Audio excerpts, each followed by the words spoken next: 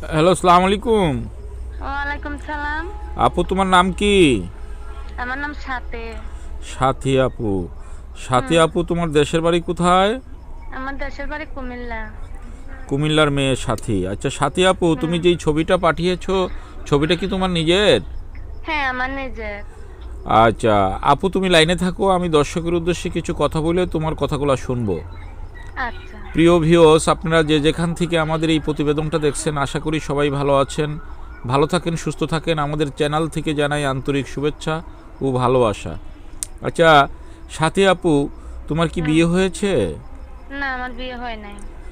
আচ্ছা, তুমি তো ভেরি নাইসলি চেহারা, তোমার সুন্দর চেহারার অধিকারী আল্লাহ তাআলা তোমাকে দান করেছে, মানে হাজারে একটা মেয়ে তুমি। আচ্ছা আপু, তুমি প্রতিবেদন কেন করতে আসছো, বলো তোমার দুঃখের কথাটা। অনেক অনেক দুঃখ ভাই, কষ্ট ভাই, তো প্রতিবেদনে আল্লাহ আমার ফ্যামিলিতে আমার ছোট একটা বোন আছে আর আমার দাদি আছে। আর কেউ নাই। আমার খুব কষ্ট হয়। আমি যদি ভালো একটা মনের মতন মানুষ পাই, যে আমাকে সুখে দুঃখে পাশে রাখবে, ওইরকম যদি একটা মনের মতন মানুষ পাই, তাহলে সে যদি আমাকে বিয়ে করে, তার কাছে আমি বিয়ে বসবো। আচ্ছা, অশেষ ধন্যবাদ। তোমার এই কথাগুলো শুনে যদি কোনো হৃদয়বান ভাই তোমার দায়িত্ব নেয়, তোমার পাশে থাকতে চায়, এমনকি তোমাকে বিয়ে করতে চায়, তাতে তুমি রাজি আছো? হ্যাঁ, আমি রাজি আছি।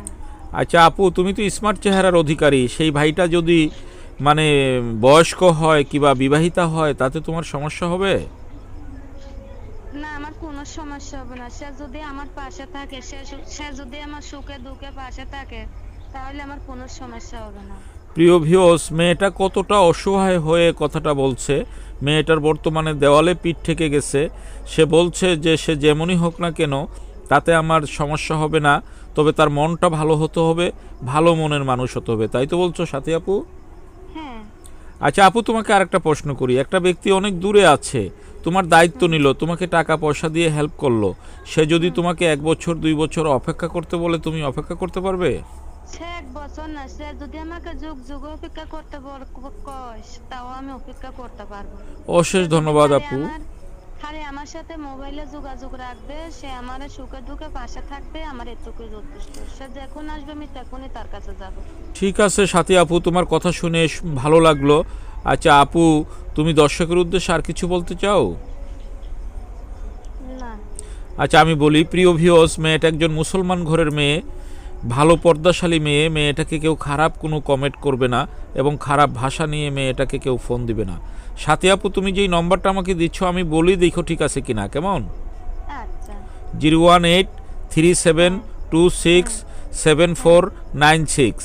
আমি আবার হ্যাঁ, হ্যাঁ। বলি, 01837274796। এটাই তো তোমার নম্বর? হ্যাঁ, এটা আমার নাম্বার। সবসময় তোমার পাশে থাকে আপু? হ্যাঁ, এটা আমার সবসময় পাশে থাকে। আপু, লাস্টে একটা কথা বলি। একটা ব্যক্তি তোমাকে একান্ত আপন করে পাওয়ার জন্য যদি গভীর রাত্রেও তোমাকে ফোন দেয়, তুমি ফোনটা রিসিভ করবে তো? হ্যাঁ, আমি রিসিভ করব। ওকে, ভালো থাকো, আসসালামু আলাইকুম।